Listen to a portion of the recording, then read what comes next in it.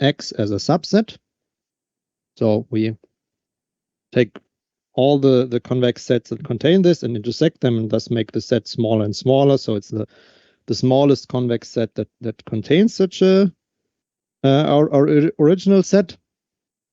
And we had a second description that's more from the inside, where we said, okay, we take all possible convex combinations of points in our set. So we had the characterization that the convex hull is the set of all convex combinations. So from summing I equal 1 through n over some coefficients and some points. And those points are in the set X. These lambda i's are some non-negative multipliers. We have I from 1 through n. We have that the lambda i's sum up to 1. And we had that we need to take this for all natural numbers n. So it's not enough to take convex combinations of, let's say, always 2 points, but we really need to take convex combinations of a general number of points. So if we, for example, look at this example of where we just say, okay, our set X are 3 points, then by just taking convex combinations of only 2 points in the set, we would only get the boundary of this triangle, but the convex hull, so the smallest convex set that contains these 3 points, is the full triangle, and that's why we need to take convex combinations also of 3 points in the set, and then we get the full triangle. And in this characterization, the number of points that we need to convex combine can be arbitrarily large, and that's why we wanted to have a more nice characterization where we actually have a bound on the number of points that we need to combine. And for this, we had introduced the theorem of Kara-Theodori.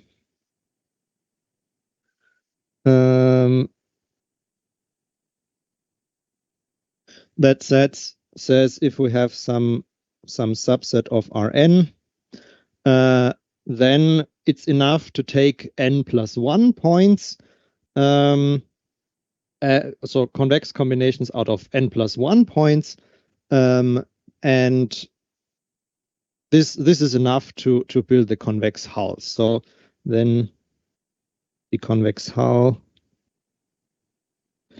of X is given by all the convex combinations that now consist of at most n plus 1 vectors. So lambda I xi, and the rest is the same. The xi's are in X, the lambda i's greater or equal 0, the lambda I through n plus 1, they sum up to 1.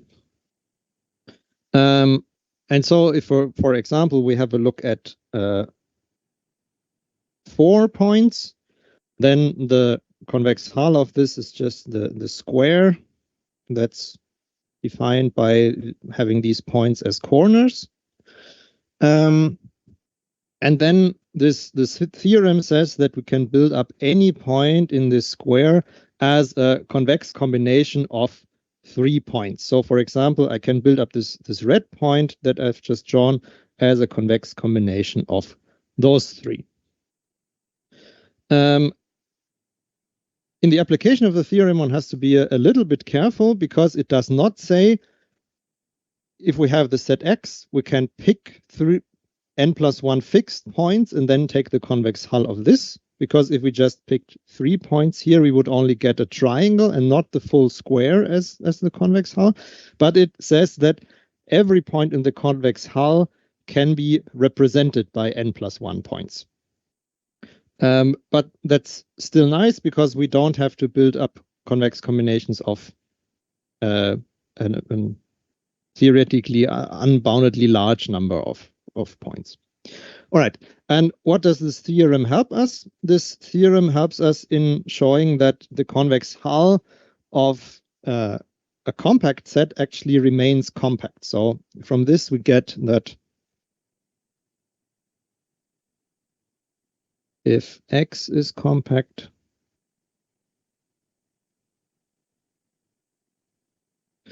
then the convex hull of X is compact. Remember, in the last exercise, we discussed which properties are preserved under taking the convex hull, and we discussed closedness and we discussed boundedness.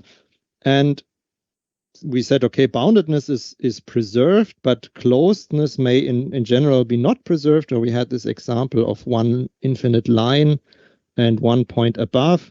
And if we take the convex hull, we basically get the strip, but we exclude this top part of the boundary. So if a set is only closed, then the convex hull might not be closed anymore. But if we have boundedness and closedness, so compactness, then we get that the convex hull is also compact. And this is a very nice result if we want to do optimization over this, because it helps us with the existence of solutions to these problems. All right. And in today's exercise, we want to study a bit more properties of convex sets, of affine independence of points. We will also talk about more theoretical concepts in the later exercises, but this is what we need for now for the first one. So this is what we want to do today.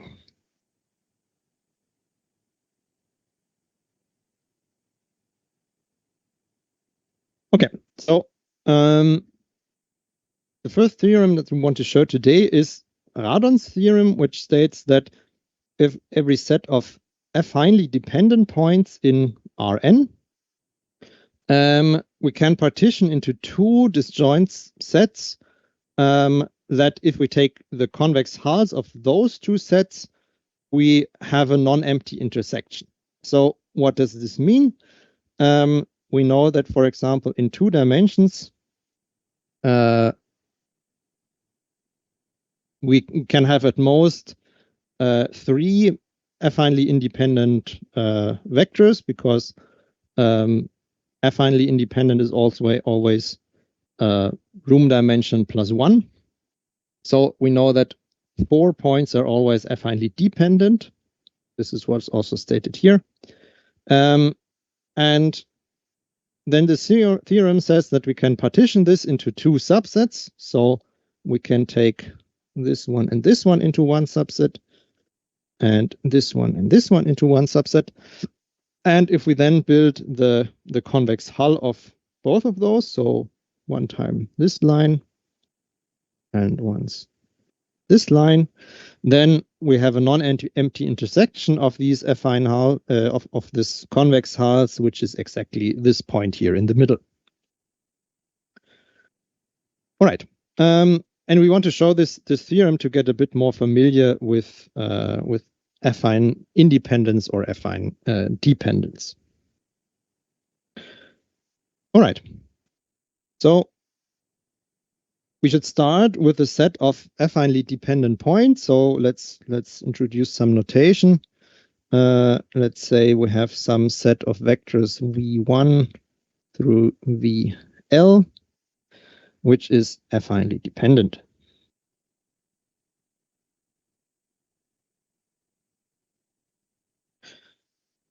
What does this mean? We said that vectors are affinely independent when the only way that we can combine those vectors into the 0 vector. So if we have sorry, yes? affinely dependent or affinely independent, this v1 to vl vectors. Affinely dependent, yes. So not independent. Yeah. So what does this mean? If they are affinely dependent, then we have a it's just the opposite of each other. So affinely independent means that if we have a combination of the vectors where the coefficients sum up to 0, then we get only the trivial combination. So if they are affinely independent, then this is only possible by taking all of the lambdas i's equal to 0. And if they are affinely dependent, we get that we actually have a non-trivial combination. So we have that we can combine these vi's into the 0 vector with coefficients that sum up to 0, and not all the lambda i's are equal to 0. Yeah, so we have some positive ones, some negative ones, but we know that not all of them are equal to 0, because this is exactly what affine dependence means here. And so we can this basically already gives us our partition. We can say that, okay, we now collect all of the indices where we have a positive coefficient into one set of indices, and the set of coefficients where we have negative or a 0 coefficient in the other subset, and we will see in the end that this already gives us our partition of the set. So let's say that we have one set of indices called capital I, and these are all indices between 1 and L where lambda I is greater than 0. And we have an index set J, which are all the others, so all indices from 1 through L where lambda I is less or equal than 0. And now let's see what we can do. How can we construct a point in the convex hull of one time all v's that are have an index in this set, and one time all v's that have an index in this set here. And for this, we want to make use of those two properties that characterize the affine dependence. So let's give this one star and this the double star, so we can reference those. And if we have a look at this first one, we can also partition this sum into the indices from I and the ones from J. So we have from star that 0 is the sum over all I in I of lambda I vi plus the sum over all I in J.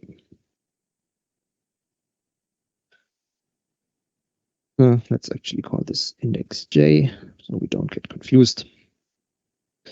All right. And what does this mean if we bring the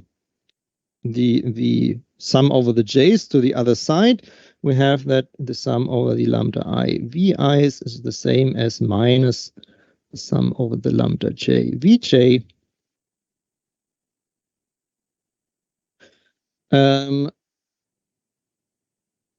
So we have, and we can also draw this minus here into the sum. So all j in j, well, we have a minus lambda j vj.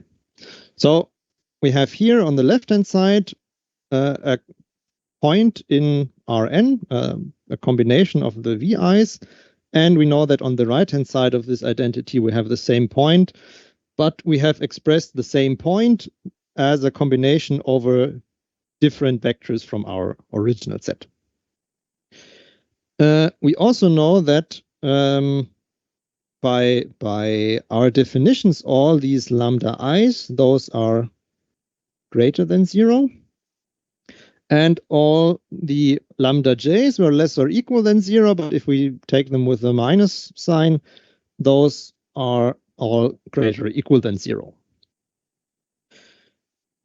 All right, so we've created a point by combining the vi's and the vj's with one time positive coefficients and one time non-negative coefficients. Something that we need to fix now still is we want a convex combination of those points. So the theorem says that we have a point in the intersection of the two convex hulls. So we need to find two convex combinations that result in the same point. Sorry, why are lambda i's sum equal to 0? This 2-star equation. This here? Yeah. This is what affine independence states. So if that's the one thing where you have to be a little bit careful. If we talk about affine combinations of points, then we want that the coefficients here sum up to 1. If we talk about whether vectors are affinely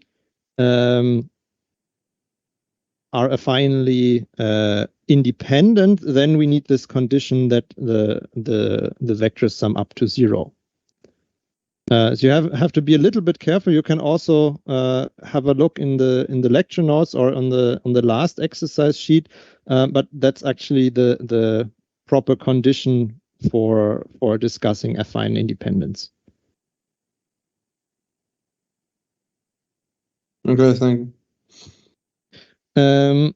All right, but this is exactly what we want to use now. So if we split this second identity up into the sum over the different subsets, we get again that 0 is the sum over the lambda I in I. Plus the sum over the lambda j in j. And if we again move this to the other side, we get out that the sum over the lambda i's is the same as the sum over minus the lambda j's. All right, and because we know that all of the lambda i's are strictly positive, we also know that this whole sum is strictly positive, and we can give this result of the sum a new name, and let's call the number that we get out from the sum sigma. And by this identity, we also know that this right-hand side is equal to sigma. Right. And because we also know that sigma is greater than 0, we can take our identity that we worked with before and divide this by sigma. And this will then give us coefficients in this combination that sum up to 1. So let's check that this is actually true. So if we take this condition here and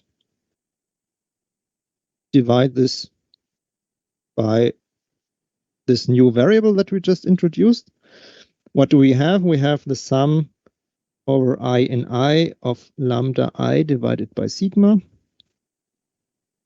is the same as the sum over the j's minus lambda j also divided by sigma over the vj's.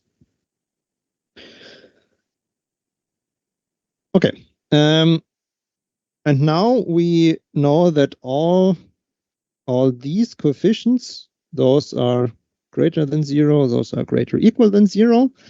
And if we check, for example, what's the sum over the lambda I divided by sigma, we get out that this is the sum over the lambda i's divided by sigma if we draw this factor out.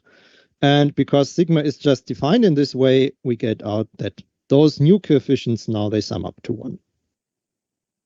So what we actually have here is now a convex combinations of the vi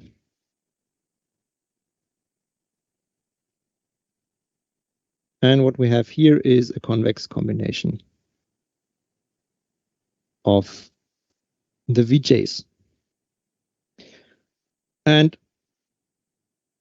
now we are done. So we have shown that the sum over the lambda I divided by sigma VIs, this is an element of the convex hull of all VIs where I is in capital I. And this is the same as the sum over minus lambda J divided by sigma.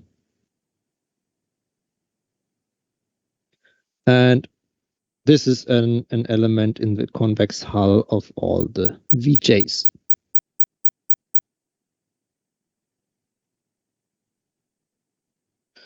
And now we're done. So we have here from this equality 2 times the same point, 1 times represented in the convex hull of one subset of vectors, 1 time in the convex hull of the other subset of vectors.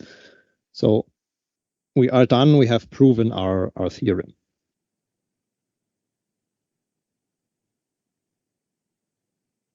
All right.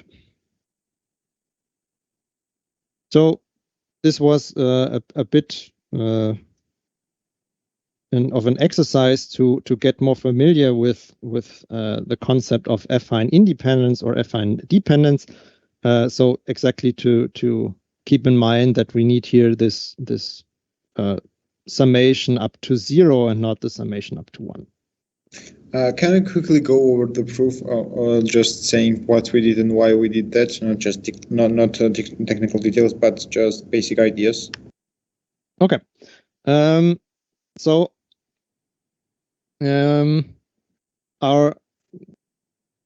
theorem says that if we have a set of affinely dependent points, we can partition this set such that if we take convex hulls of the 2 partitions, then we have a common point. So the first step is to start with what is actually the definition of affine dependence. And then from this definition, we immediately get that some coefficients are positive, some are negative, and then this gives already the partition that we need. Because if we split up this partition, then we get a combination of all the vectors that have positive coefficients and the vectors that have negative coefficients. And we split that and we get the same point, but represented in 2 different ways. And then the step that's left to do is to say that this is actually a convex combination, or we can from this extract a point that we can create as a convex combination. And that's why we have to divide all of this by this one common factor. So we can fix this condition that all of the new coefficients sum up to 1, and we really have a convex combination. Did that help? Yeah, thank you. Okay. Great. So yes. So in the case of affine independence, we had our only restriction was sum of lambdas to be equal to 1, right?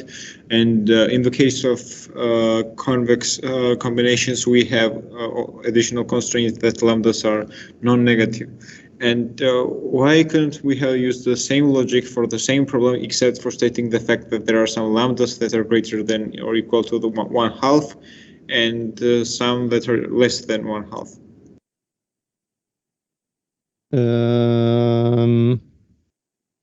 Is it because we are not guaranteed to have elements greater than greater than 1/2, because we can have elements smaller than 1/2 and we can still sum up to 1? Is that the reason? I'm not quite sure where you get this 1/2 from. So here you could have like a 1/4 and a minus 1/4, and then that's it. There you don't have anything that's larger than 1/2.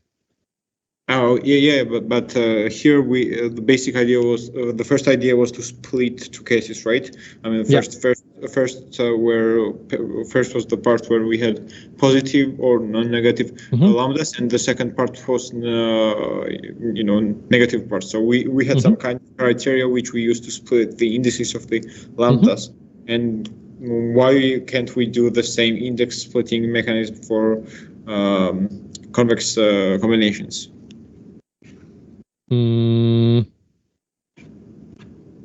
So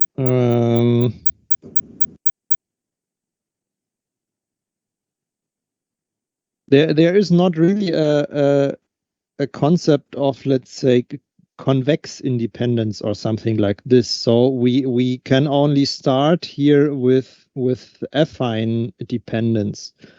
Okay, come to think of it.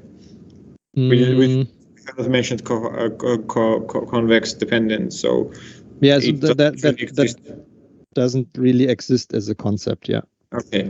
Thank you. Okay. So we can use this theorem now to show another interesting theorem, which is Helly's theorem. And this is also one of the nice theorems that tells us, okay, if we have this, in theory, infinitely large, and in this case, it's number of convex sets, how can we reduce dealing with this infinite set to considering only finite instances of the set?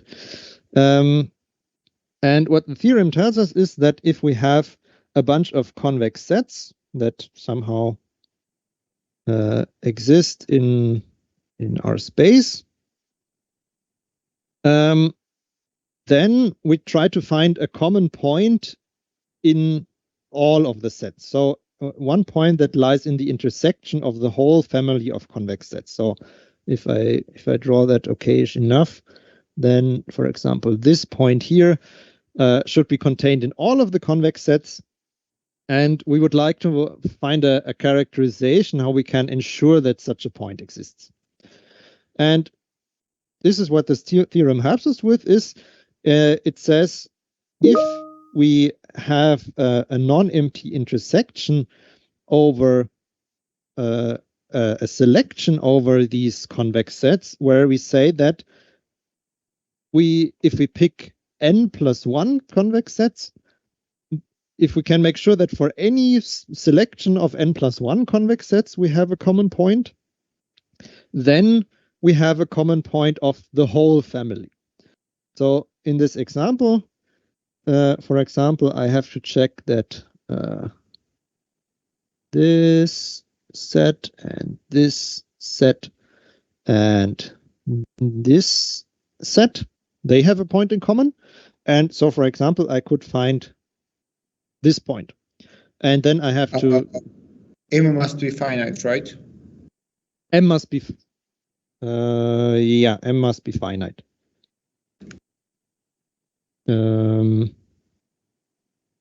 Yeah, because otherwise it's probably pretty easy to construct an example where we just have an infinite number of circles that move in one direction, and then well,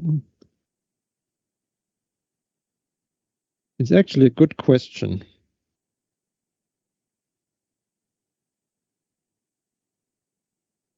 I'm not quite sure if we need that M is finite.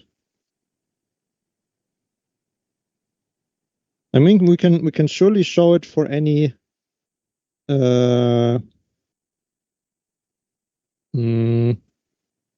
for any finite M, but I think if we consider this identity that this is non-empty and then let M go to infinity, then it should probably work also if we have an infinite family of convex sets.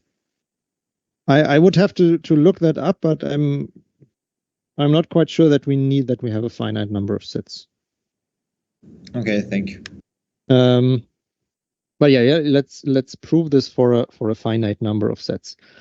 So what the theorem tells us that if we check this condition for any subfamily that consists of n+1 sets, and we can verify that they have a common point, then we have a common point of the entire family. And so we want to do this by induction. So we have to start somewhere, and because we said that okay, all subset of n+1 subsets should have a common point, we can only have this theorem as long as M is larger than this, or larger or equal than this n+1 case. And so if we have exactly n+1 sets, and we have this condition that every subfamily that consists of n+1 sets, which is then everything has a common point, then the statement of this result is trivial. So the induction start is pretty easy. So in this case, for M is n+1, we don't have to actually show anything. And if we want to do the induction step now, we go from M to some m+1, and we assume that we have the result already shown for some M. So assume the claim holds for some M that's larger or equal than n+1. We assumed, we say that base case is true because that's what we assumed, right? Yeah, so if you only have n+1 sets, and the condition that you have to check states that all intersection of n+1 sets have a common point, then this condition that we have to check is already the statement of the theorem. Yeah. Yeah, but in reality, it can be the case that we choose n+1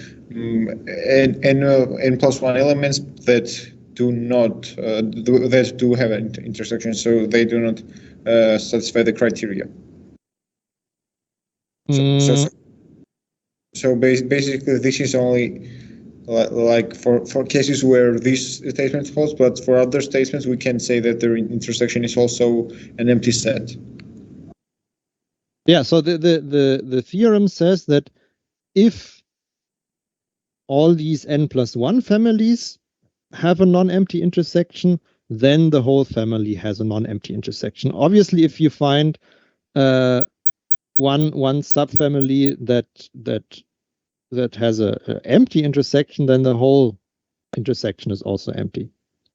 But what exactly is this family stuff? Because I mean, do you choose them randomly, or is there some like an algorithm or something which we follow to choose these families, or are they just random choices of circles or something like that? So you to apply the theorem, you start with some family of convex sets that you are interested with, that somebody has given you, that some application needs you to deal with. So those sets are fixed in the beginning.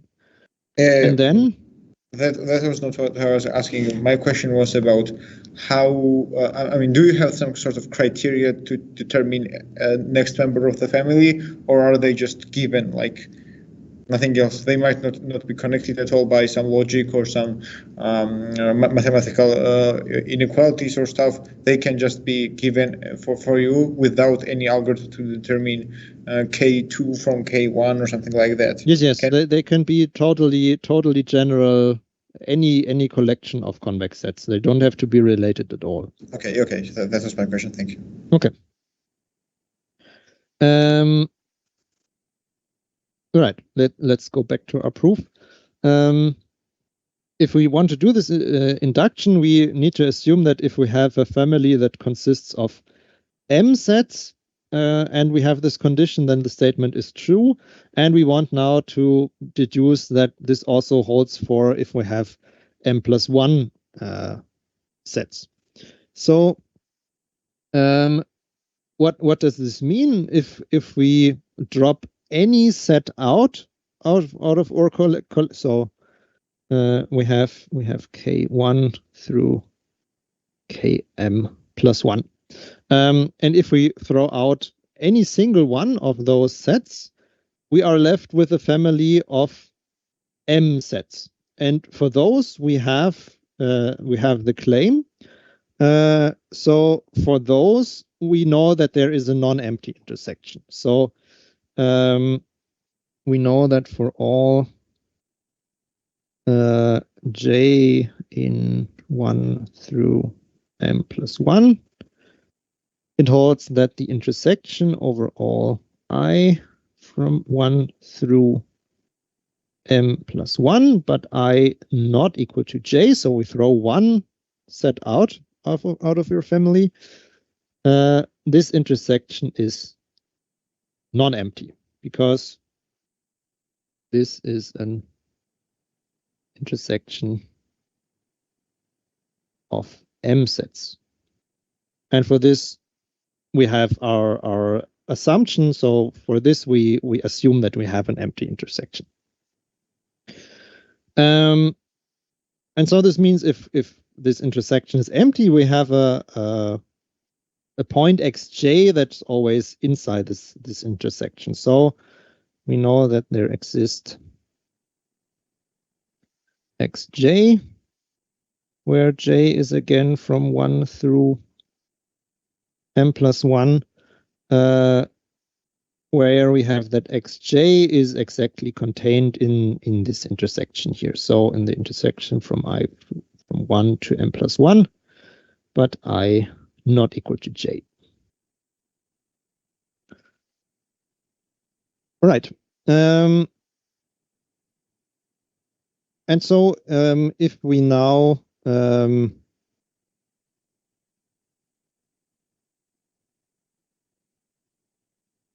we now build this intersection over all but one of the k's, and so we have to check how this relates with another subset of indices that we want to consider, that then in the end will turn out to be our a suitable partition of our index set. So we know that this xj is contained in this intersection.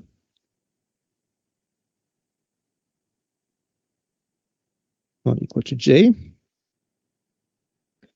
Right.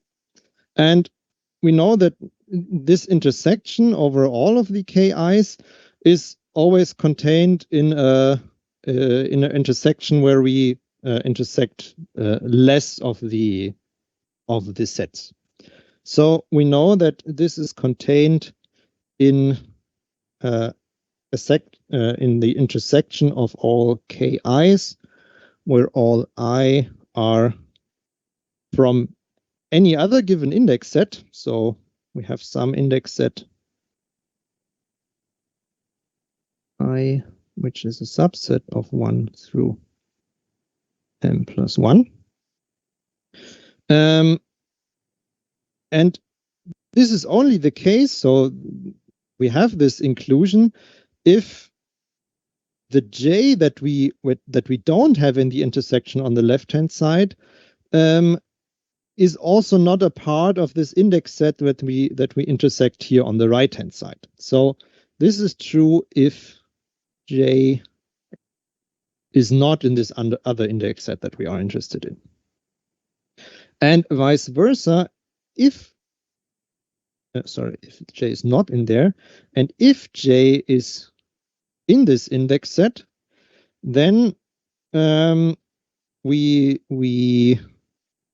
don't have this kj on the left-hand side intersection, so we need to make sure that we also don't have it on the other side. So we know that this is contained in the intersection all of the indices I that are not in this index set k, in this index set I. So this is a bit of a technical condition, but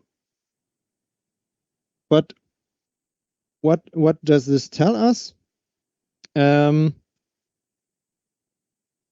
This tells us that xj is in this intersection if j is not in this index set, and xj is in this intersection if j is contained in this index set.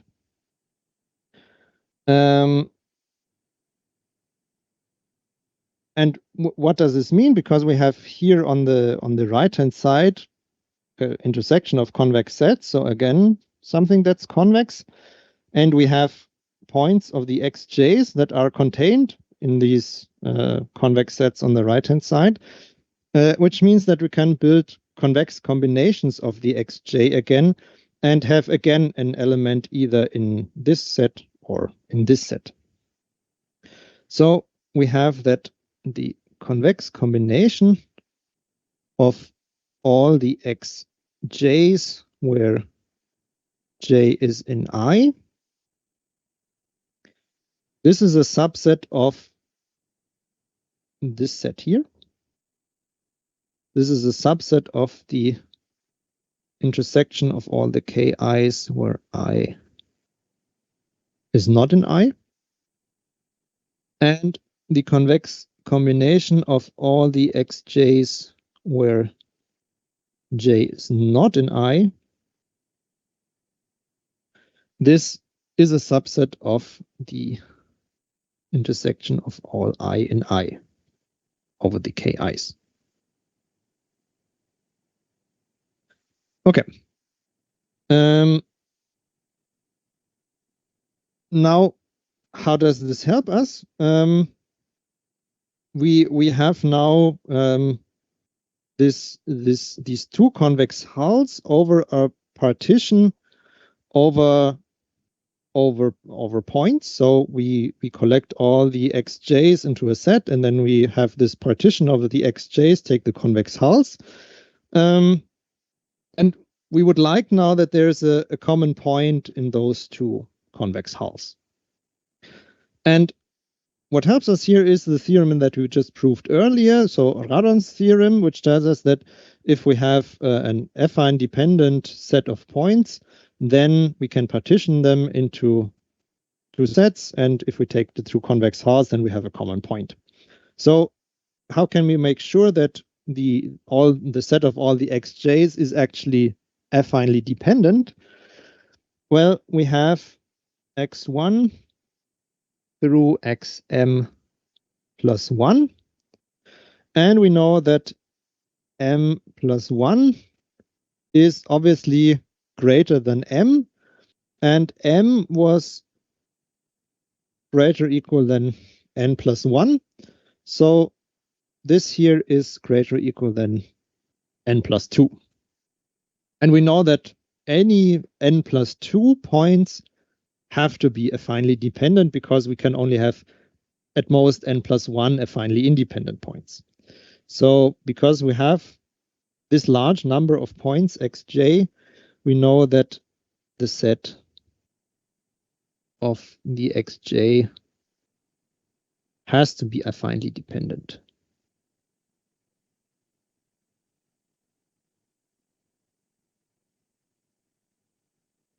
And now we are done. We just have to put things together.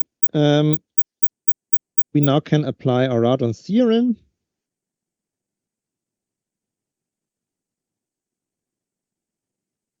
We know that there exists a partition, and now we actually can fix this index set that was so far just an arbitrary one. So we have a partition, call this I0, or not call it partition, but subset. Partition is then if we put that together with its complement. So we have a subset of the indices from 1 through m plus 1. And we have that the convex hull over all the xj's where j is in I0, and intersected with the convex hull over all the xj's where j is not in I0. This is non-empty. And so we have a point, let's call this x0, that's contained in this intersection. And then this point actually turns out to be in the intersection over this whole family of convex sets, because we have that x0 is in this intersection over the two convex hulls.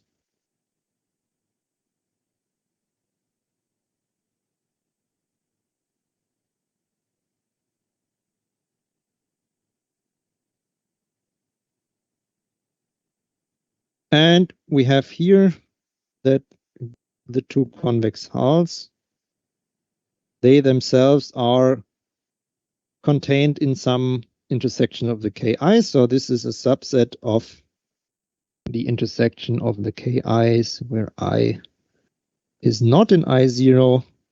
And we intersect this because we have here an intersection with the intersection of all i's that are in this index set. And then this is just, again, the whole family, because we intersect all the ki's that are in the index set and those that are not in the index set. So this is just everything. And so we have found one point x0 that lies in the intersection over all the m+1 sets. And this concludes our induction step. We have shown that if we have the result for any family that contains of m sets, then we can show that the result also holds for a family that consists of m+1 sets. And then we can, our induction is done. We have the result for general, by this proof for general finite M, I would have to look up whether we can deal with infinite families of convex sets. Okay, so this is one of the results that helps us by dealing with these unbounded these conditions that involve an unbounded number of things by reducing it to checking smaller conditions, let's say. So only intersections of n+1 convex sets. All right. Should I repeat arguments of this proof again? Do you have any questions? Yeah, please. Something specific or Just the basic idea. okay. So the proof idea is induction. So we have to start somewhere, which is pretty easy in this case, and then we want to deduce the result for a family that consists of m+1 sets by assuming that we already have the result for any subfamily of this that consists of m sets. So we have a look at all these subfamilies where we just throw one of them out, then we have m sets left and know that there is a non-empty intersection. And so we have m+1 points that we have to deal with, and we want to apply our Radon's theorem from before, which tells us that we can split these m+1 points, because m is large enough, into two subsets, where if we take the intersection of the convex hulls of those, we have a common point, and then this common point will lie or be the one that we search. So this point will lie in the intersection of this whole family of the ki's. And so we have to have a look how these xi's behave under taking such possible partitions. So we have a look at the xj's and an arbitrary index set I, and we show that all the xj's are intersected in either the intersection that we take over all the indices in the set I, if j is not in that set, or if we build the intersection over all indices that are not in I, if j is in this index set.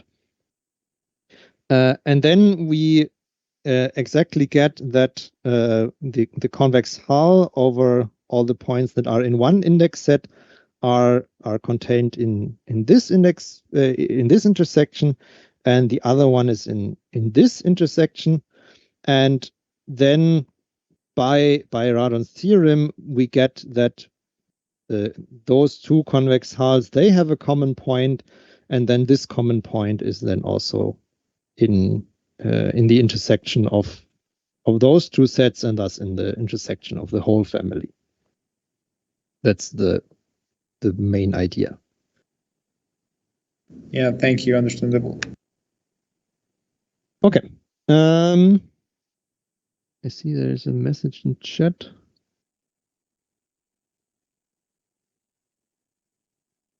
Okay, I think this is a bit older. Sorry if I overlooked it. It's always easier if you just ask directly. Okay. So how do you want to continue? Should we take a break? Should we just continue? I'd leave that up to you again, how you would prefer. I think we should vote by hand. You continue? Well, I do vote for continue, but Okay. I prefer to continue. Okay, then let's just continue. Okay. So we've now got a pretty good grasp on the concepts of convex hulls, affine dependence, and so on. So the next concept that we want to introduce is the relative interior. So in our application, we can either have that our feasible set in the optimization later is a full dimensional set, or it can also happen that it is contained in some affine subspace.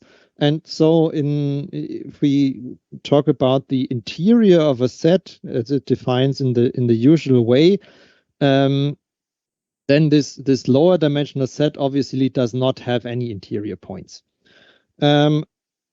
However, we still want to have a concept that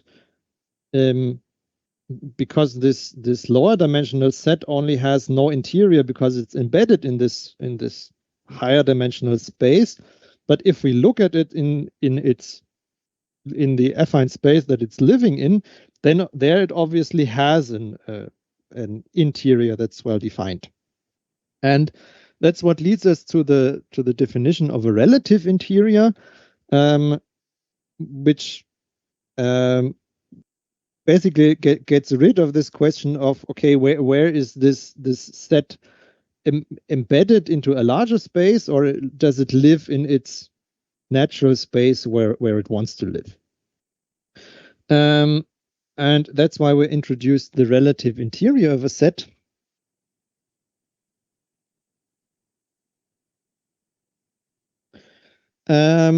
Which is defined pretty similarly to the interior. We say that those are all the points in the set X where we can build a small ball around this set, and this small ball should be more or less contained in the whole set. So if we have like a square, then any point here is an interior point if we can build up a small ball around this, and the small ball is still contained in the original set. So we know that there should be an epsilon such that this ball with radius epsilon around this point X, this is a subset of our original set X. And now the difference that we have here for the relative interior is that we intersect this ball with radius epsilon with the affine hull of X. So the most natural affine subspace that the set X wants to live in. So if we are, for example, in 2D, and we have a line segment as our original set, then we say any point is in the relative interior of this if we take such a point we build a ball of radius epsilon around this point, and then we check, okay, what's the affine hull of this set X? This would be this line that contains our original set. And if we then intersect this small ball with radius epsilon with this affine space, then we get this bit here. And this bit here is obviously contained in the original set X. So then we have checked that this point that we looked at is a point in the relative interior. Okay, and this concept we want to now study a bit to get more familiar with it. First, we have questions regarding the definition or the intuition behind that.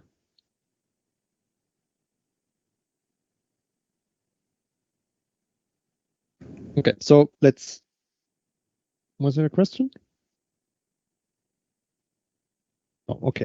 So let's just have a look at the next exercise, and then we'll see how familiar we are with it.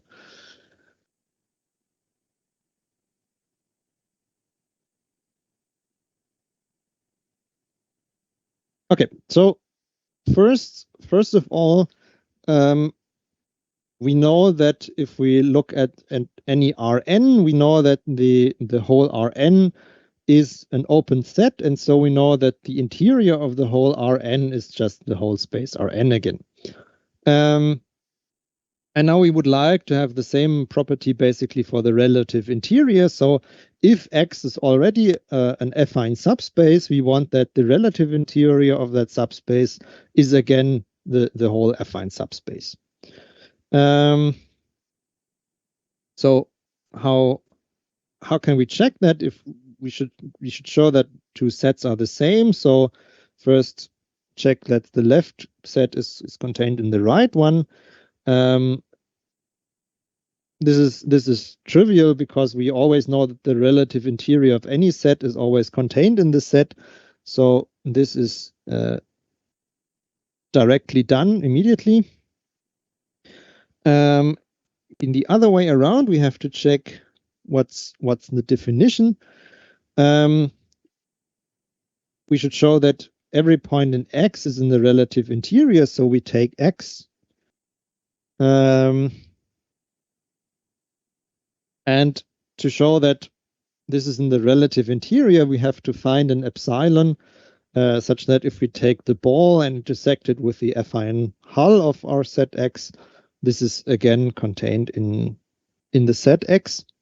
But in this case, because X is the whole affine subspace, we can just take any ball with any radius. So for example, the ball with radius 1. So there we know that the ball with radius 1 around X, if we intersect that with the affine hull of X, this is obviously contained in just the affine hull of X, which, because it is an affine subspace, is just the set X again. So we know that any point is a point in the relative interior. So we are also done with that direction. Great. So we know that at least in this regard, this concept does what we want it to do. And so in the next part of the exercise, we want to have a look at 4 examples of what the relative interior of a few example sets look like. So the first one is the intersect. Sorry. Yes. I have a question. Why did you subtract X set from affine subspace on affine hull or on X set? From here to here? It's not subtraction, it's equality.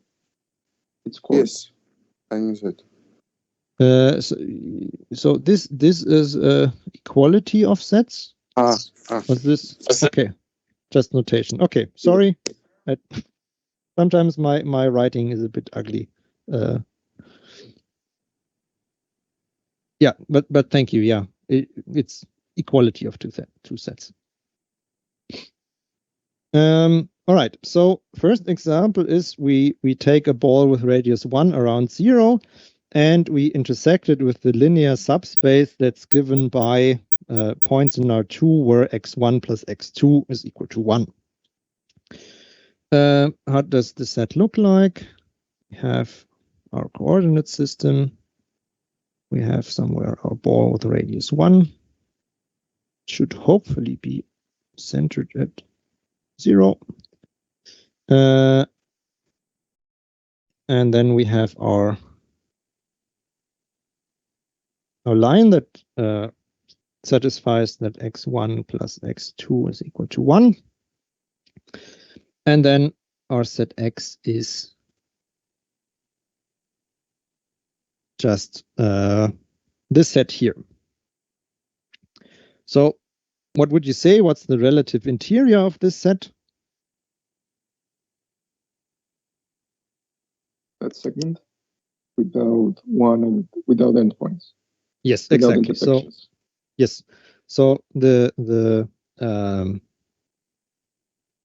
affine hull of a segment is always the segment but without the endpoints.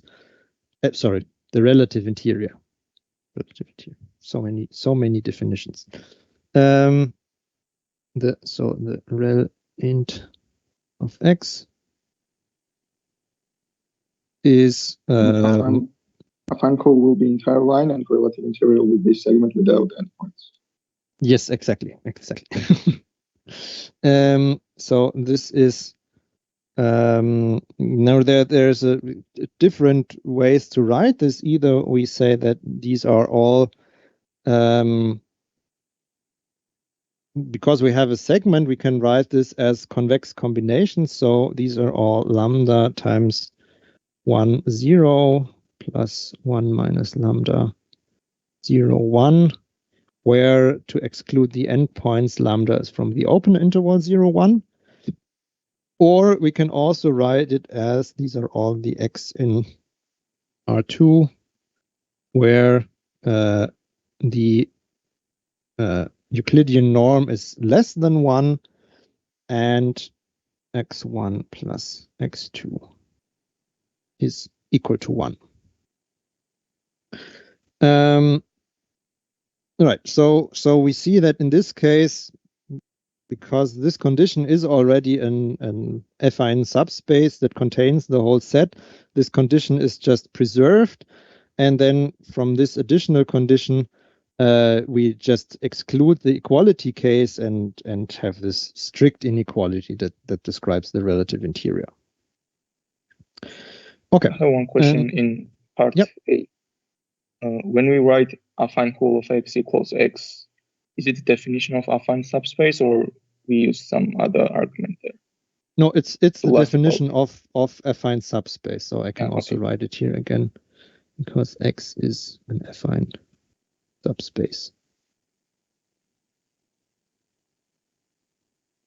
We get that.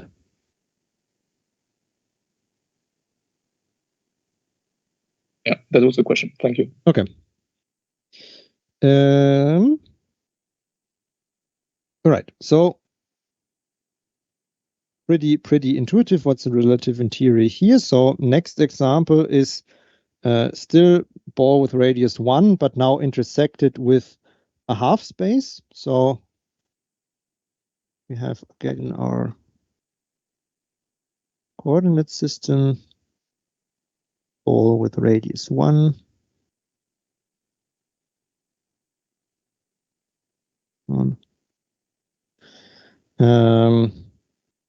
This hyperplane, and then we take everything that's below this hyperplane. So the set x that we get is this part of the circle.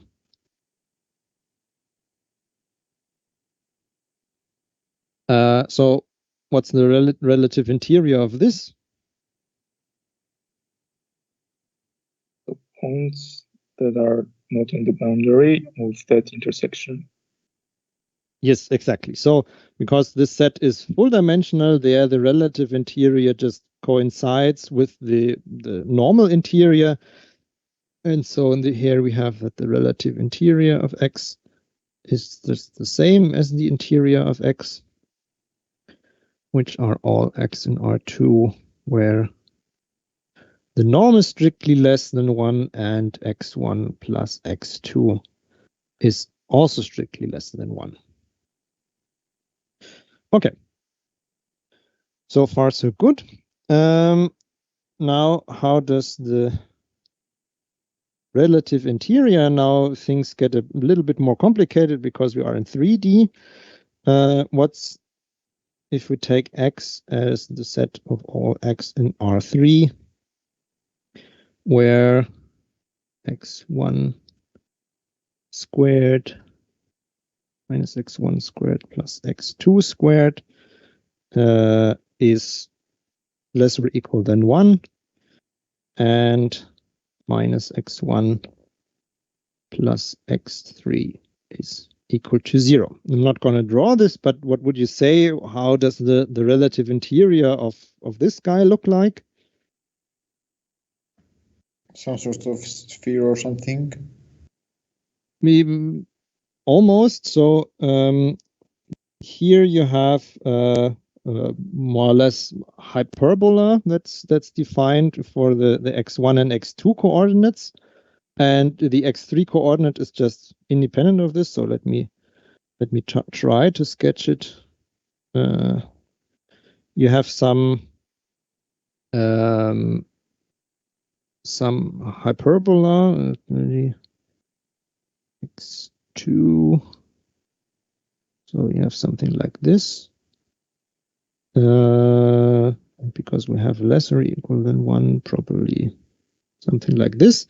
And then we just extend this in the x3 direction. So this is the first condition that we have. And then we intersect this with any or with another hyperplane that goes somewhere through this. So it's like somewhere here.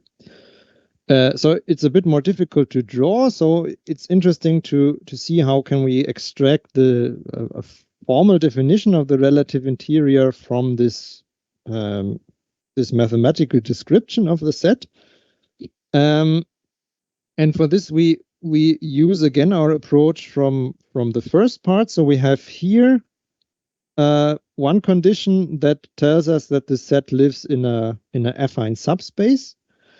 And here we have the condition that we intersected with a set that's something that's full dimensional. So that this is in 3D, and in the set that satisfies only this condition, this has a usual interior and a usual boundary. And so if we intersect the interior of the set that we only have with this condition, with this condition that gives us our linear or our affine subspace, then we get a formula for the relative interior. So the relative interior of the set X, these are all in X and R3, where because we have this affine subspace condition, this is just preserved. So minus 1 X1 plus X3 is equal to 0. And in the other condition, we just make a strict inequality out of the inequality. So minus X1 squared plus X2 squared, strictly less than 1. So why is the equality preserved? I didn't understand that part, why equality was preserved. Because we how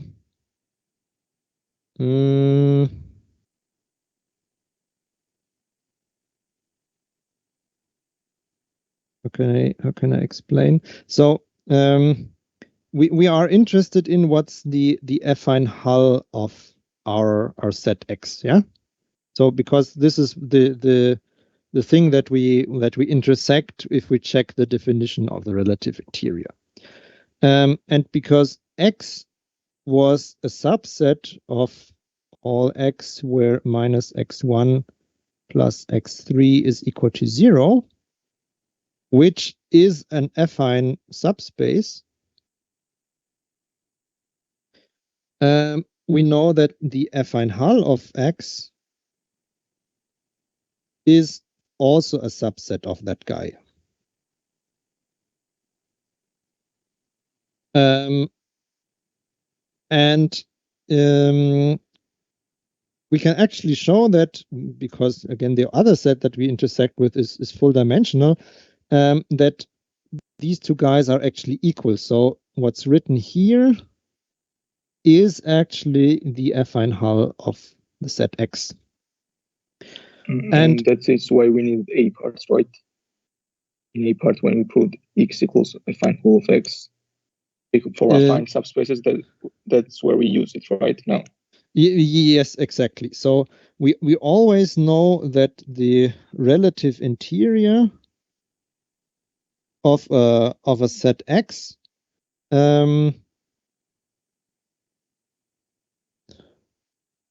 this is let me say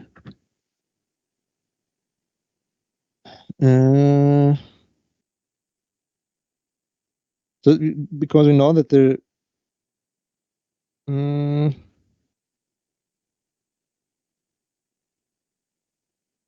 I mean, the question is, what would we do otherwise? I mean, we can't just drop the equality, and we can also not make the equality not strict. But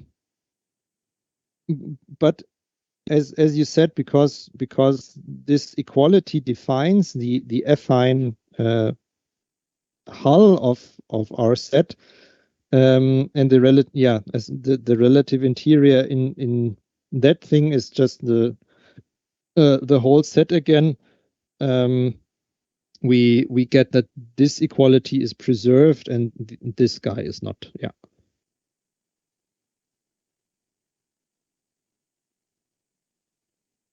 So in general, if we have some kind of constraints, and if one of them is inequality and second is equality, we usually leave equality for relative interiors and make inequality stricter, right?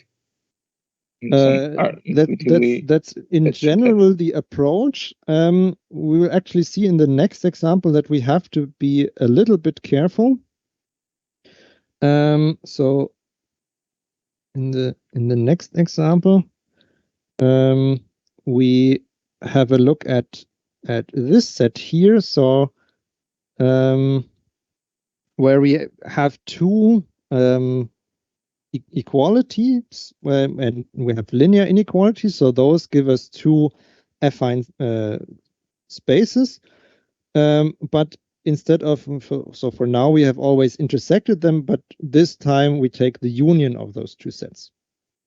So we union of two affine subspaces is not affine, right? Yes, exactly. So that's where this breaks down, but this is why we have to be a little bit careful about. We can't take it as a general rule of we keep these linear constraints as linear constraints and make inequality constraints strict. So you have to be careful to preserve the affine hull of the set. But intersection preserves affinity, right? If we intersect two affine subspaces. Yeah. If you do only intersection, then yes. Okay,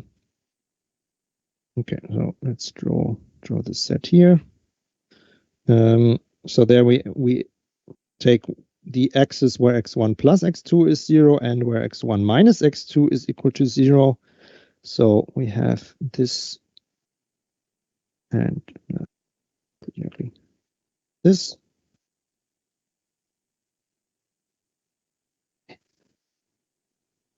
So this is our set X. And as we already mentioned, this is not an affine subspace anymore.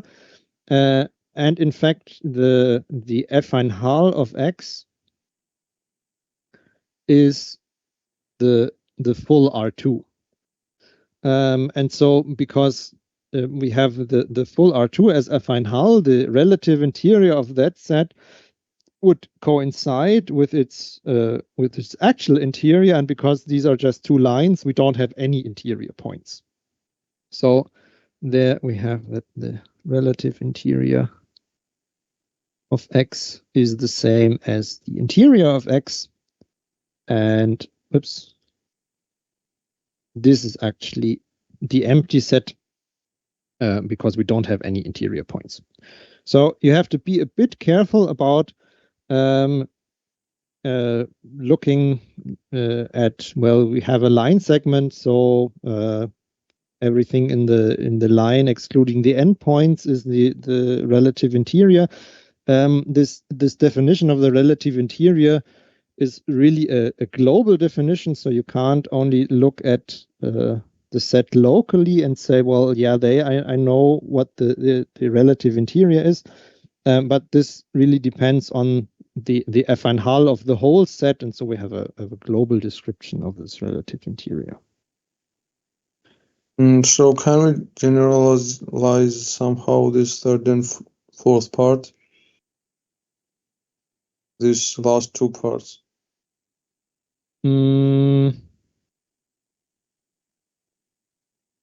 What do you mean generalize? So, for example, in third part, if one constraint in full dimension and second is less than full, or somehow.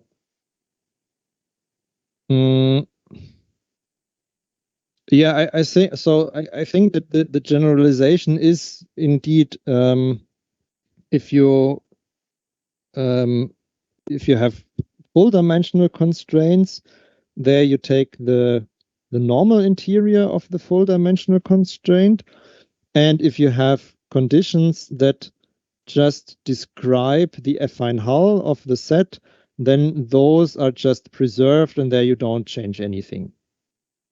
So if we have just intersections, then inequalities turn into strict inequality, right? Yeah. And that's all? So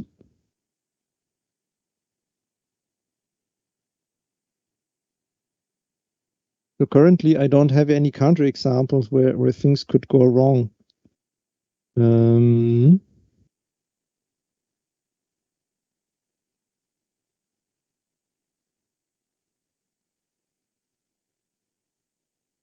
Okay, and for unions, we cannot generalize it, I think. No, for unions, it's in general very difficult, and yeah, you can't have such a general formula. So one of the examples where it's also standard is the unit sphere. So all x1 squared plus x2 squared is equal to 1. So just the boundary of the circle, there one might also say that, okay, well, the boundary of the circle is one-dimensional, so the relative interior of this should be, again, the full circle. But again, we have the problem that if we take the affine hull of this set, we get, again, everything. So the relative interior of just the sphere is also something that's empty. So it really only works if you have linear equality constraints here, and then these really describe the affine hull of the set.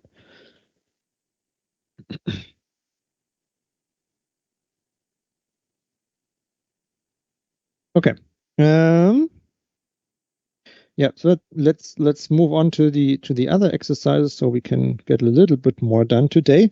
And the next topic that we have to discuss are projections onto convex sets. And these projections serve as one of the first important examples for optimization problems. So we have some set capital X, and we say that if we have any general point y in Rn, we can project this point y onto our set X, and we have seen that under some assumptions on the set, this is well defined. So if X is a non-empty set, if it's convex and closed, then this projection onto X, which maps from Rn to the set X, and where this projection of any point y is the solution of the minimization problem of y minus x over all x in our set X. This is well defined.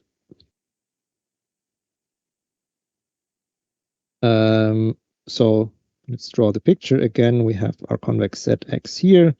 We have a point y that's somewhere here. And then we find the point X, which is then this projection where this distance is minimal. This is always how one visualizes this projection. One can also think about what's the projection of any y that's already in the set X. Then obviously this point itself is the one that has the closest distance to y and still is an X. So if y is in here, then it's just its projection itself. And we know that under fairly reasonable assumptions, we know that this projection is well defined. And the first two parts of this exercise, we want to find some explicit representations of this map Px, because in general, solving such a minimization problem is a little bit difficult and tedious, and so we would like to have an explicit representation how Px looks like depending on y.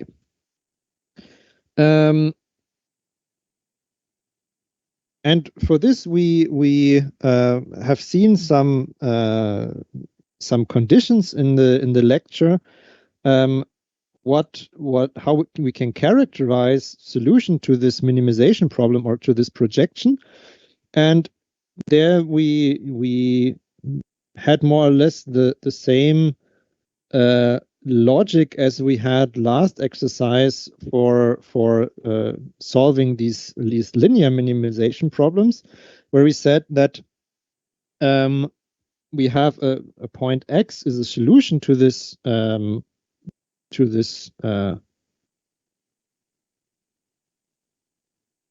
projection problem, where if we take any other point Z and calculate this inner product of y minus x and z minus x, then this should be strictly less than 0. And this is how the solution to this projection problem can be defined. And this condition is what we want to... It means that corner between them is more than 19, right? Yes, exactly. So you again have this line or this hyperplane that's perpendicular to this y minus x vector, and it says that z minus x lies on, or z lies on the other side of this hyperplane than y does. And again, the logic is that if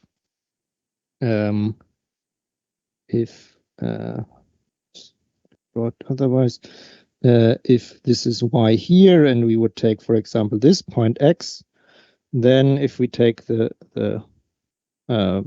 hyperplane that's perpendicular to it, here we would have some point z in there that has a positive inner product here, and so we could decrease this distance from y to points on the set even further if we go a little bit into that direction. Okay, and we now want to use this condition that characterizes the solution to this projection problem to find out two explicit representation formulas for two different projections. So first, we have a linear subspace, so a linear subspace over n that we characterize by some orthonormal vectors. And there we derive that we can explicitly calculate the solution to this problem by taking the inner product of y with all these orthonormal vectors, and then building up this new linear combination of the orthonormal vectors with these coefficients. And this then by definition is just a element in our set. And we now want to show that this is exactly the projection, so we have to verify that this condition here holds. So for A, we need to show that for all possibly different points in our set, we have that the inner product of y minus this projection of y and z minus this projection is less or equal than 0. And for this projection, we now plug in this formula that we should show. So we want that y minus this sum over the SI's SI transpose y inner product with z minus the sum over the SI transpose y, that this is less or equal than 0. We sum here from 1 through k. So we have to prove that the optimality condition for the above problem is actually correct, right? Yes, exactly. So this is the optimality condition. During the lecture, I think we proved that it uses Cauchy-Schwarz, right? In quote, or so for I remember when we discussed that projection, we proved that optimality condition holds during the lecture. And is it something different? Why we plugged in that sum instead of p's? So we want to show that projection is can be described by that sum.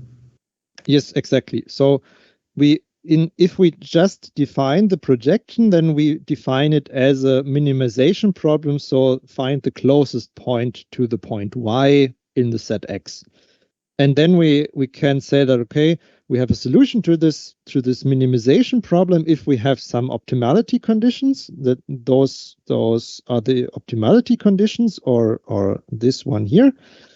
And now we would like to, from these optimality conditions, derive an explicit formula. How can we calculate this projection if we are given the point y that we want to project onto the set X? And this is what we want to show now, so that exactly this formula satisfies the optimality conditions, and then we know that this is actually this projection formula. I understand. So during the lecture, we proved that optimality condition generally holds, and in this case, we proved that is the explicit solution for that projection. Okay. Yes, exactly. So in the lecture, we know that we have a solution to the projection if and only if the optimality conditions hold, and now we have that the optimality conditions hold if and only if we have this explicit formula. So, and that's how we have the connection. Thank you. Okay. No, thanks for asking. All right. So we need to show this, and we need to show this for all vectors that are in X. And because we have a very explicit description of X as this span of the vectors. This is equivalent to saying that we need to do this for all linear combinations of the vectors. So let Z be some linear combination of mu I times Si. And the mu I are in R. Then how does this condition look like? So there we have the inner product of Y minus everything from before. And we have, before we had Z, but now since we have an explicit representation for the Z, we can write the sum over the mu I Si minus the sum over the Si and these inner products through K and through K. All right. And now we can draw the sum in the second argument of the inner product together, because we have a combination of the SIs and also a combination of the SIs. So this is nothing less than, I'm not going to write down the first inner product again, but here we have a sum over the mu I minus Si transpose Y Si. Okay.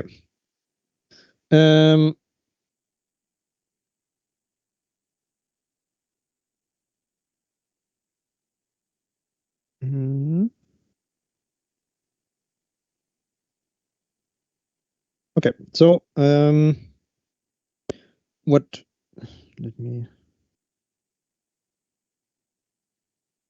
me write down the first argument still.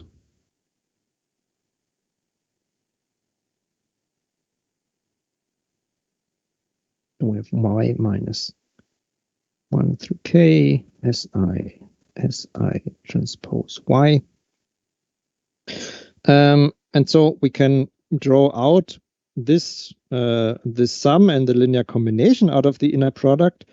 So we have that this is the sum over the mu I minus Si transpose Y 1 through K.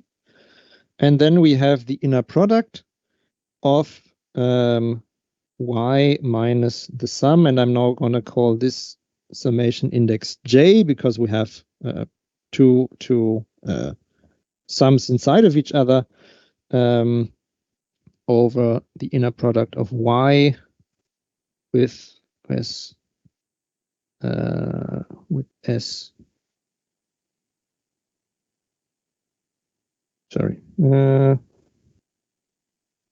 sum over the Sj transpose Y, and we have in the second part of the inner product we have the Si's. Okay. And so if we draw apart this inner product again, so this this minus here and the sum, we have that we have the sum over the mu I's minus Si transpose Y. And here we have the inner product of Y with Si. And here we have minus the sum over all J of Sj transpose Y and the inner product of Sj with Si. Mixing up notation, this should be all upper J's. Can you please draw how we did the previous step? So how we removed the mu I minus Si transpose Y? How did we remove that left to the triangle brackets? So from here to here. Yeah.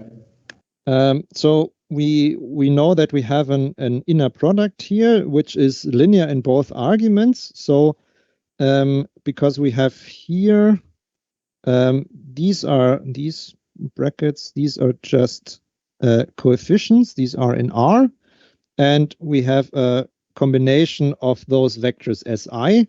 And because this inner product is linear in its second argument, we can draw out this summation and these coefficients, and then just have these vectors Si remaining in the argument of the inner product. So we just use the linearity of this inner of the dot product, and we move the scalar values out of the square brackets. Or yes, exactly. Yeah. Okay.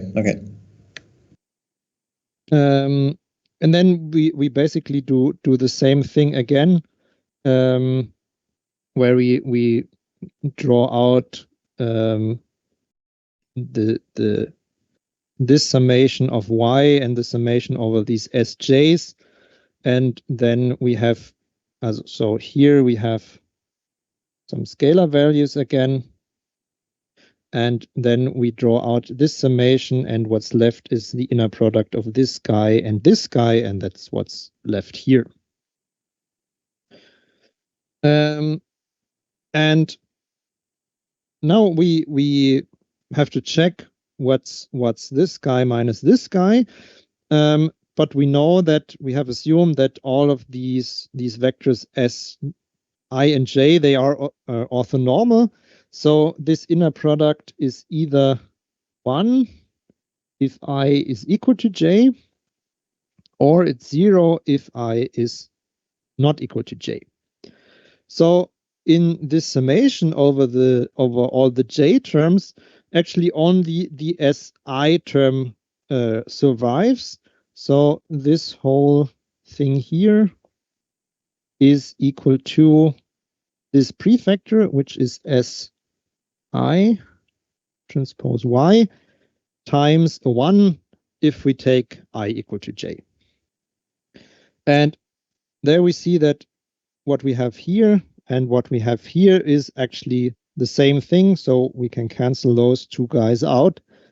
And what's remaining here is some summation over some coefficients, and this bracket here is always equal to 0, so we have here equality to 0.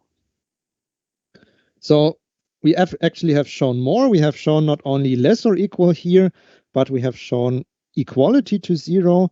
And this means that the proposed formula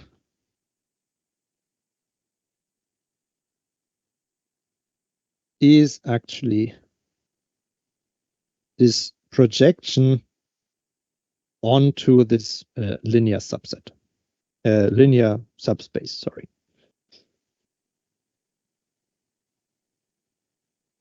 Okay. So that is Dirac's delta, right?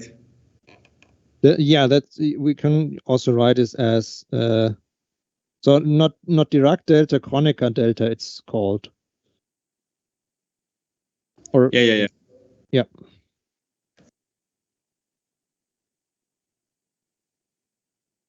Okay. So let's try to finish maybe part B and C, and then conclude the exercise for today because we're already pretty late. We now want to do the same for the projection onto the unit ball, and for the projection onto the unit ball, it might be actually very easy to understand that for the projection we just normalize this vector. So if we have our unit ball here, where here's 0, and we have some point y outside, we just scale this y down to a new point that has norm 1. So our proposed projection formula for this is just y divided by the norm of y if y is not in the set X, and this set X was the closed unit ball. So I have a question from previous exercise. So yes, that orthonormal vectors, right? Mm-hmm. How did we get that basis, orthonormal basis? So we started in the beginning with assuming this. So we have that X is spanned by okay, some set of vectors. And in general, if you only have a general set of vectors, then this formula doesn't immediately work. Then you first have to find, okay, what's an orthonormal basis of this set X, and then you have to do like Gram-Schmidt orthogonalization or something like this to find from an arbitrary set of vectors that spans the space a set of orthonormal vectors that spans the space. But if we already start with this orthonormal set, then we can just do all the calculations immediately. Thank you. Okay. So let's see why for this setting here, this formula is the correct projection. And again, we have to check that this explicit representation actually satisfies the optimality condition. So we have to check that for all z in X, we have that y minus this y divided by the norm, and z minus this guy is less or equal than 0 for all z in our set X. And remember, as long as y is not in there. It is important for the argument later. All right, so how can we do this? Let's first start with what we want to show. Sorry, again, why? Yeah. So why is this correct criteria for checking if orthogonal projection? This triangle bracket notation. Y minus y divided by its norm, z minus y divided by its norm less than or equal to 0. Why is that a correct criteria and for checking orthogonality? For not orthogonality, but projection. I mean, in lecture we proved that it is optimal condition to have. Yeah, if you have a point X and if you have Y. In the lecture, you have some result that some let's call it X. Let's call it Y star. So no, let's call it X star solves this minimization problem of Y minus X over all X in X. If and only if you have this condition that Y minus this candidate for the projection tested with any Z minus this guy is less or equal than 0 for all Z in the set that we want to project on. Basically, so minimizing over this norm or over the squared norm is equivalent, and then you have something like the inner product of the gradient of this function with respect to y tested with any feasible point minus its optimizer. This should be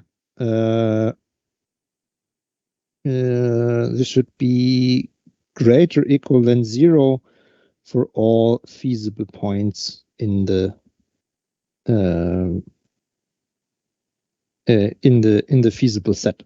And if you calculate what's the gradient of this quadratic norm that you want to minimize, then you exactly get out this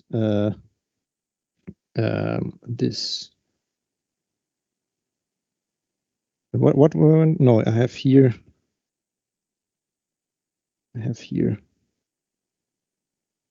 y.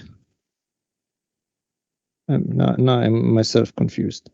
So this is the optimality condition that you can show, and then you can show that this is equivalent to checking this condition for all feasible points. This was done in the lecture, so I I'd advise you to look that up again. What's the exact relation between this projection formula and the optimality condition there? Yeah, of course. I will recall the slides. Okay. So let's roll that out. Let's check that this actually holds true for our explicit formula. And again, this is just a bunch of modifications of the inner product and then taking Cauchy-Schwarz in the end. So if we have this, we can draw apart the inner product because of linearity in the first term. So we can write this as the inner product of y minus z, y, inner product with z minus y over norm of y, minus the inner product of y over norm of y, z minus this guy. So we just drawn apart the first argument, and we would like to make here this first y also in a y over y, and that's why we add an artificial 1 by multiplying it with the norm and then in here dividing it by the norm again.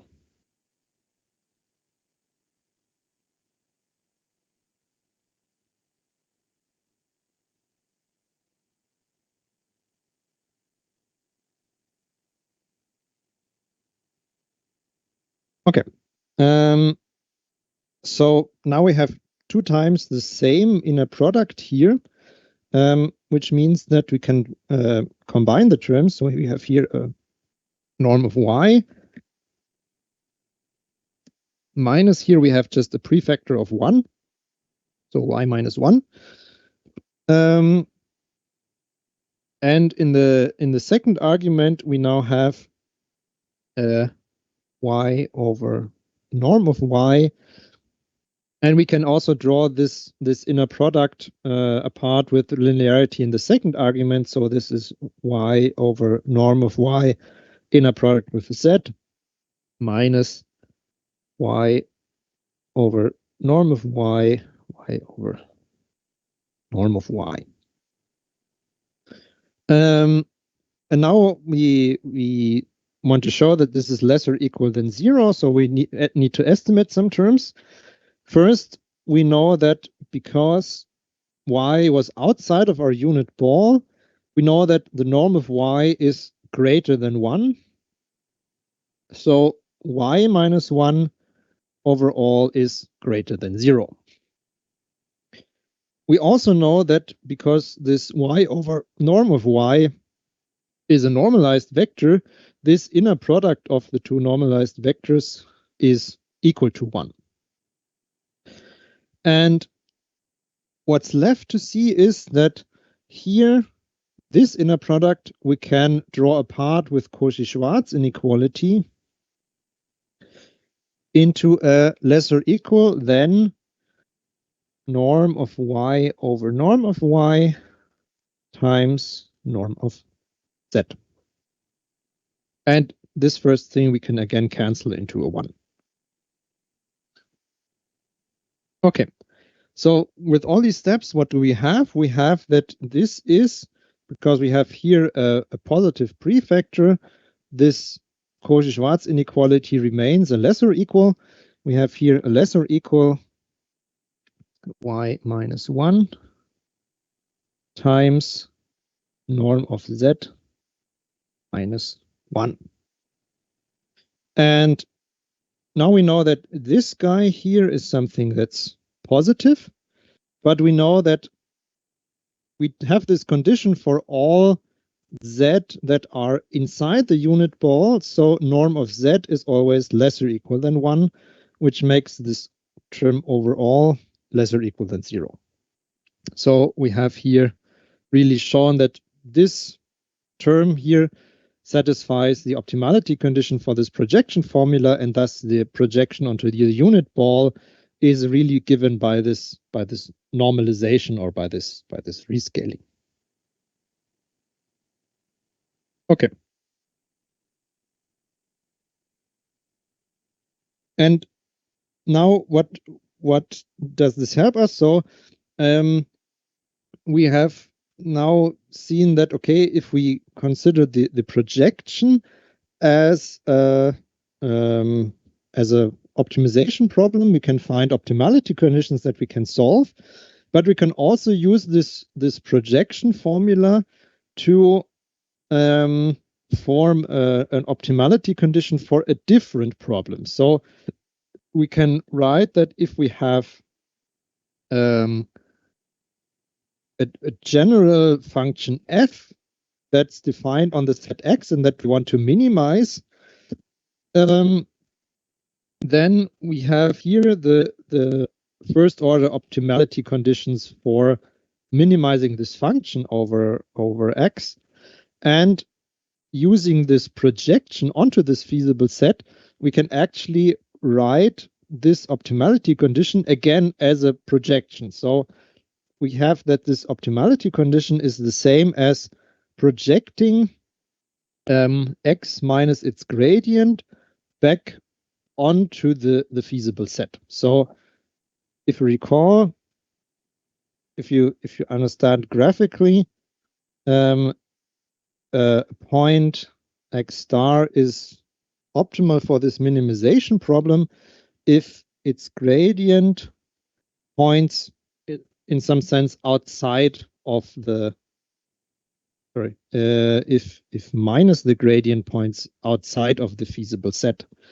And so this then would mean that if you start at this point x star and go a little step into the direction of this negative gradient, then you would walk outside of the feasible set.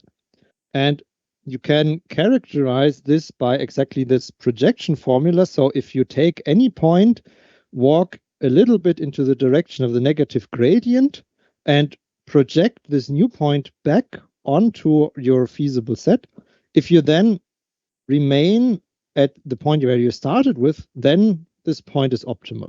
So this is what this condition states. So if you take this x bar, go a little bit into the direction of the negative gradient, and then project back onto the feasible set. And if this step of calculation then makes a return at the original point x bar, then this point is optimal for this minimization of f over the feasible set. And what does this help you? This then is a type of a fixed point equation that you can solve. You have that x is the same as a bunch of operations applied to x, and then you can solve this equation by some iterative fixed point methods. So we want to conclude that by showing that these conditions are actually all the same, and we see that this is actually, again, the same formula that we've been using all the time.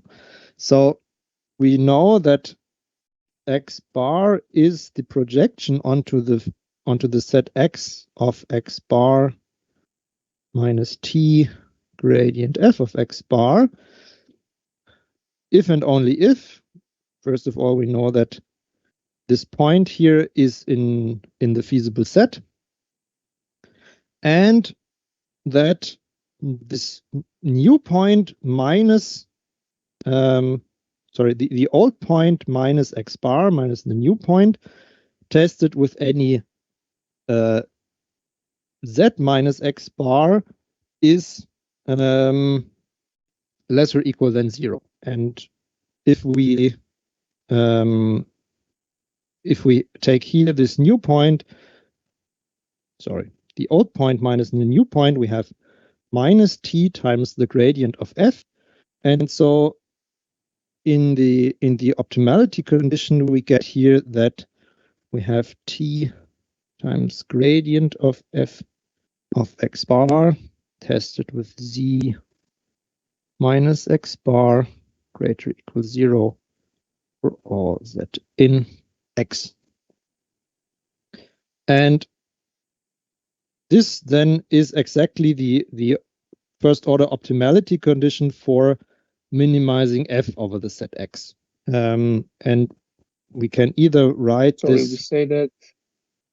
We say that X bar is a optimal solution if that condition holds, right? And yes, what exactly. problem are we considering? What problem are we considering? And what's optimal solution is it? We have here. What's the function that we are minimizing in that case? So we have here only a general point X bar, and we would like first to project this X bar minus T gradient f of X bar onto the set capital X again. And we would like to find. And if they turn out to be equal, then that X bar is an optimal point of what problem? So I'm not quite sure. So let me write this maybe out again. If we have if we take this point, let's call this y again, and we project it onto the set X, then this should be X bar is equivalent to saying that X bar is first of all a point that's in the set X, and that y minus X bar inner product with z minus X bar is less or equal than 0 for all z in X. This is just again characterization of this projection formula. So it's just equivalence of conditions, right? Equivalence of conditions. Yes, it's just equivalence of conditions. And then if you write out, okay, what is this point y actually? We have that y is X bar minus this scaled version of the gradient. And if we subtract X bar again, we get just here minus T gradient f of X bar. So this condition is then equivalent to saying that, okay, X bar is in the set X, and T gradient f of X bar z minus X bar is greater or equal to 0 for all z in X. And this is equivalent, as long as we have a positive scalar value of T, to just saying that this guy without the T is greater or equal to 0. So this and inner product of gradient f, this is greater or equal to 0 for all z in X. So this is just saying that, okay, this condition here is equivalent to this fixed point formula involving the projection. And what we